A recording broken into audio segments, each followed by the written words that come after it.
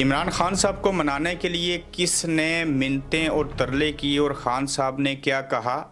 तहरीक इंसाफ का नया कार्ड कौन सा है, जबकि पीपल्स पार्टी का नून लीग के ऊपर अदम एतमाद? और आर्मी चीफ और वजीर आजम जो हैं वो आमने सामने कैसे आ गए? आज की गोरखधंधा में इस पर बात करेंगे। अस्सलाम वालेकुम, आप देख रहे हैं गोरखधंधा अबरार कुरैशी। आपसे महातब हूँ। आपको याद होगा कि माजी में बहुत कोशिशें की गई कि इमरान खान साहब जो हैं वो इस बात के ऊपर मान जाएं कि जैसे बाकी वज़राए आज़म को इक़्तिदार से बाहर निकालते थे, फिर वो जेल चले जाते थे और जेल के बाद थोड़ा अरसा जब वो 3-4 माह में थक जाते थे तो फिर एक डील होती थी, जैसे मियाँ साहब ने की, बाकी दीगर लोगों ने की, तो वो बैरूनी दुनिया में जा बसते थे और उनके केसेस भी माफ़ हो जाया करते थे। खान साहब ने ये ऑफ़र्स ठुकरा दी। फिर इवन बनी गाला भेजने, KPK भेजने की बातें भी हुई। फिर कहा गया 6 माह खामोश रहो, रैली नहीं निकालो। तो जब ये सारी कोशिशें नाकाम हुई तो फिर ये कोशिश की गई कि हम इनकी पार्टी को तोड़ दें, इंतखाबी निशान ले लें, जो कुछ कर सकते थे वो कर गुजरे। उसमें साने 9 मई भी आया और दीगर चीज़ें भी हुई। फिर आप देखें कि किस तरह से जो है इस्टेब्लिशमेंट और हुकूमत ने एक तरफ बज़ाहिर ये कहा कि हम मुज़ाकरात नहीं करेंगे, और दूसरी जानिब जब शेख रशीद साहब और फवाद चौधरी साहब जेल में इमरान खान साहब को मिलते हैं, तो ये इस बात की गमाजी है कि किस तरह से इमरान खान साहब की एक तरह से मिन्नतें की जा रही हैं, तरले किए जा रहे हैं बकौल नजम सेठी साहब के कि वो मान जाए, लेकिन खान 1 इंच भी जो है वो पीछे नहीं हट रहा।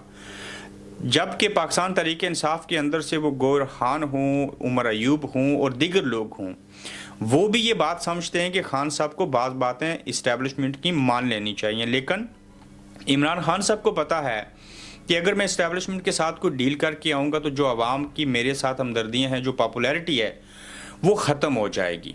इमरान खान साहब खुद इस्टेब्लिशमेंट के साथ मिल के हुकूमत कर चुके हैं, इक़्तिदार देख चुके हैं, उन्होंने धरना दिया था जो कि एक हकीकत है, उसको जुटलाया नहीं जा सकता।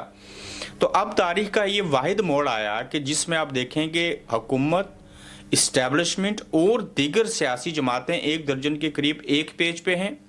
वो पेज फटा भी नहीं, जबकि दूसरी जानिब एक अपोजिशन के अंदर जमात है जिसका नाम तहरीक इंसाफ है। वो सारे मिल के एक लीडर और एक जमात का मुकाबला नहीं कर पा रहे। तो उसके बदले में क्या हो रहा है, अब भी कोशिश की जा रही है कि खान साहब किसी तरह से मान जाएं, या फिर हम कौमी हुकूमत की जानिब जाएं। तो हो सकता है इमरान खान मान जाएं और कौमी हुकूमत का जब हिस्सा बने तो बर्फ़ पिघल जाए। आज भी जो उनकी ज़मानतें, वारंट गिरफ्तारी जारी हुए थे या कुछ चीज़ें थी, वो ज़मानतें जो हैं गिरफ्तारी जो थी वो मनसूख हुई। तो कौमी हुकूमत का तो पाकिस्तान तहरीक इंसाफ हिस्सा बनना चाहती है, लेकिन इमरान खान जो हैं वो हिस्सा नहीं बनेंगे। तो देखते हैं कि और किस तरह की कोशिशें की जाएंगी, किस हद तक बात आगे बढ़ेगी। और PTI खुद भी चाहती है कि हम इस्टेब्लिशमेंट से जो है वो मुज़ाकरात करें, लेकिन उन मुज़ाकरात की नौइयत क्या होगी, किस बात के ऊपर होंगे, कौन सी चीज़ें तय होंगी, ये बात देखनी पड़ेगी। लेकिन तहरीक इंसाफ का जो नया कार्ड है वो कौन सा है, इसके हवाले से देखें कि इंसान हों या फरिश्ते, सबसे मुज़ाकरात करेंगे। मुतालबात ना मानेंगे तो सिविल नाफरमानी की तहरीक चलाएंगे। ये सिविल नाफरमानी की तहरीक पाकिस्तान में भी चलेगी और बैरूनी दुनिया से जो लोग पैसे भेजते हैं उन्हें पैसे ना भेजने का कह कर यहाँ से भी सिविल नाफरमानी चलेगी। 1 करोड़ पाकिस्तानी ओवरसीज़ में बसते हैं, जिनमें से कुछ नहीं तो 50% से ज़ायद पाकिस्तान तहरीक इंसाफ को जो है वो पसंद करते हैं। और इस वक्त पाकिस्तान के अंदर सिविल नाफरमानी की तहरीक जो है वो ज़ोर और शोर से जारी और सारी है। वो क्या है, आर्मी की बनाई हुई प्रोडक्ट मसनूआत जो हैं उसका बाइकआउट करना, और इसका एक बहुत बड़ा इम्पैक्ट है। तो अगर खान साहब ने ये जो डेडलाइन दी थी 12 दिसंबर की, जिसमें कमेटी मुज़ाकरात के लिए कमेटी में 2 बंदे शामिल कर दिए थे, अगर ये मुज़ाकरात नहीं हो पाते तो सिविल नाफरमानी की तारीख का आगाज़ होता है, जो कि एक पहले से शुरू और फिर ओवरसीज से शुरू होती है और पाकिस्तान के अंदर भी ये ज़ोर पकड़ती है। तो इसका बड़ा बुरा इम्पैक्ट पड़ेगा मुल्क की मैशत के ऊपर और इस हुकूमत के ऊपर। तो देखते हैं कि उससे कबल जो चीज़ें हैं वो सुलझ पाएंगी या सिविल नाफरमानी जो है वो ही करनी पड़ेगी और वो सिविल नाफरमानी कामयाब हो जाएगी। खान और बुशरा बेगम के ऊपर जो फ़र्द जुर्म आयद हुई थी वो मनसूख हो चुकी है। ये फ़र्द जुर्म आयद की गई थी, ये मनसूख हुई, और तोशाखाना केस इमरान खान और उनकी अहलिया बुशरा बीबी पर फ़र्द जुर्म आयद न हो सकी, और बुशरा बीबी के नाकाबिल ज़मानत वारंट गिरफ्तारी जो हुए थे वो मनसूख कर दिए गए हैं। तो ये भी बड़ी अहम खबर है कि उन्होंने नाकाबिल ज़मानत वारंट गिरफ्तारी जारी किए थे तोशाहाना 2 केस बनाया गया था। जैसे पहली फिल्म का पार्ट आता है, फिर दूसरा पार्ट आता है, तो पहले से कुछ नहीं निकल सका था, तो इन्होंने तोशाहाना 2 केस जो था वो सामने लेके आए थे।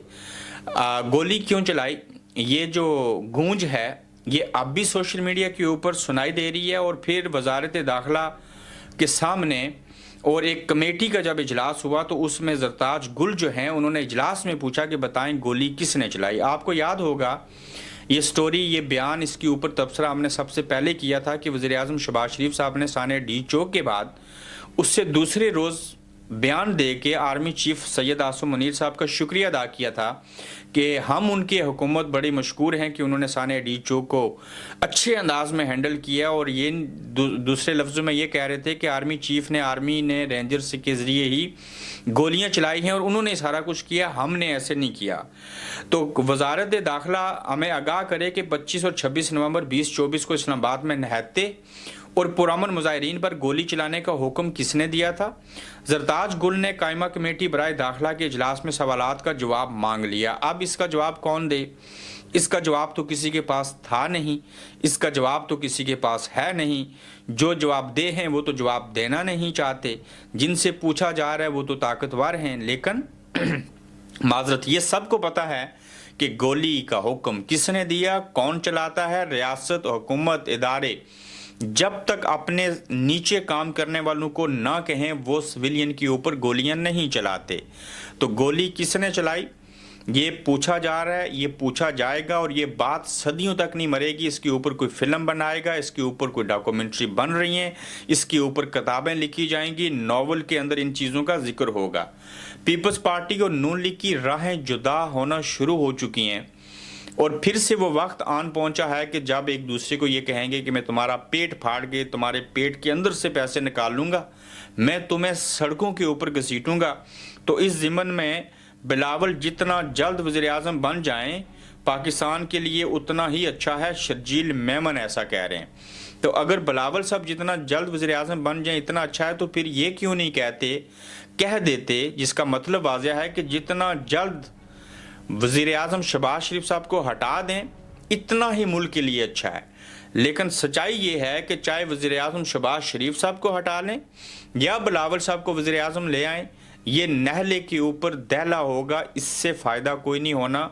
फ़ायदा उसी वक्त होगा जिसको अवाम ने वोट दिया है, जिन्हें अवाम का मैंडेट हासिल है, उन्हीं का मैंडेट सामने लाया जाए, फॉर्म 45 के तहत उनको हुकूमत बनाने दी जाए या नए इलेक्शन करवाए जाएं। अगर पहले पे भरोसा नहीं है तो नए इलेक्शंस के अंदर जो भी जमात कामयाब हो, अवाम की ताकत से सामने आए, उसे वजारत उज़्मा भी दें, उसे हुकूमत भी बनाने दें, उसे मर्जी से करने दें, तो मुल्क बिल्कुल ठीक हो जाएगा। और बाकी लोग जो हैं वो सियासत के अंदर मुदाखलत करना छोड़ दें तो कहानी ख़त्म। ये तो कोई रॉकेट साइंस नहीं है। लेकिन पीपल्स पार्टी और नून लीग की राहें अब जुदा हैं, चूँकि वो ये चाह रहे हैं कि शहबाज शरीफ साहब घर चले जाएँ, बिलावल साहब वज़ीर-ए-आज़म बन जाएं और उसके बाद शायद दूध से, वो कहते हैं ना, शहद की नहरें बहना शुरू हो जाएंगी, दूध और शहद की। तो शर्जील मेमन साहब का बयान इस बात की गमाजी करता है कि नून लीग और पीपल्स पार्टी की राहें जुदा हो चुकी हैं और देखते हैं कि बिलावल भुट्टो साहब वज़ीर-ए-आज़म बन सकेंगे या नहीं। अगर शहबाज शरीफ साहब 2 बार वज़ीर-ए-आज़म बन सकते हैं तो बिलावल क्यों नहीं बन सकते। वो तो किसी हद तक तो शहबाज शरीफ से तो बेहतर ही हैं। बाप वालिद साहब सदर हैं, अब उसमें क्या होगा, शायद वालिद साहब ज़रदारी साहब मौलाना फजल रहमान साहब को सदारत दे दें पाकिस्तान की, और जो बिलावल हैं वो वज़ारत उज़्मा के मनसब पे आ जाएं। तो ये तो घाटे का सौदा थोड़ी है।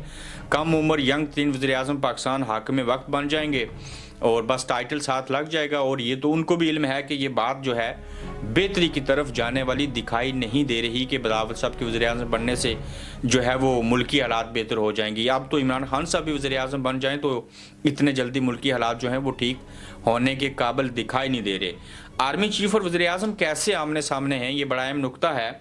वज़ीर-ए-आज़म बता रहे हैं कि आर्मी चीफ का शुक्रिया, उन्होंने इस्लामाबाद को खाली करवाया, और आर्मी चीफ कह रहे हैं कि हमारा क्या लेना देना, हमें तो हुकूमत की तरफ से हुक्म मिला था। अली अमीन गंडापुर कह रहे हैं। आप ये बात आज अली अमीन गंडापुर कह रहे हैं, ये हम 26 नवंबर को कह चुके थे, बल्कि 27 नवंबर को, जब ये सारा इंसिडेंट हुआ था, और वज़ीर आज़म ने उस वक्त शुक्रिया अदा किया था। और इसका जिक्र मैं थोड़ी देर पहले भी दोबारा से कर चुका हूँ कि अगर वज़ीर आज़म आर्मी चीफ का शुक्रिया अदा करें तो इस मीन्स कि वो अपने गुनाह सानिया डी चौक वाले पूरी पाक फौज के ऊपर डाल रहे हैं, और ये बात वाज़ह हो रही है कि वो सारा काम आर्मी चीफ साहब के हुक्म के ऊपर हुआ। तो जब वज़ीर आज़म शहबाज शरीफ साहब आर्मी चीफ का शुक्रिया अदा करें, और फिर जब आवाम सवाल पूछे गोली क्यों चलाई, गोली किसने चलाई, तो साबित क्या हुआ किसने चलाई, जिनका वज़ीर आज़म शहबाज शरीफ साहब ने शुक्रिया अदा किया। तो दुनिया बड़ी सियानी है, लोग बड़े सियाने हैं, वो हर बात का गलत मतलब नहीं, जो आप बेवकूफ़ी से बात कहते हैं उसके मीनिंग्स आवाम को समझ में आ जाते हैं, चूँकि आप आज भी 70 की दहाई के अंदर जो हैं वो सो रहे हैं। बहुत जल्द हम एक नया एपिसोड शुरू कर रहे हैं पॉडकास्ट, वो आपको देखने और सुनने को बड़े यूनिक जो हैं वो एपिसोड मिलेंगे। अपनी राय दीजिएगा कि क्या आप चाहते हैं कि इस गोरखधंधा यूट्यूब चैनल के ऊपर, और ये जो फेसबुक के आप हमारे देखने वाले हैं, आप देखना और सुनना चाहते हैं बड़ी यूनिक किस्म की बूढ़े लोगों के साथ और अच्छी और इन्फॉर्मेटिव पॉडकास्ट के एपिसोड आपके लिए लेके आएंगे। इसका फीडबैक हमें ज़रूर दीजिएगा। अपना ख्याल रखिएगा, जल्द आपसे फिर मुलाकात होगी। आप देख रहे हैं गोरखधंधा अब्रार कुरैशी के साथ।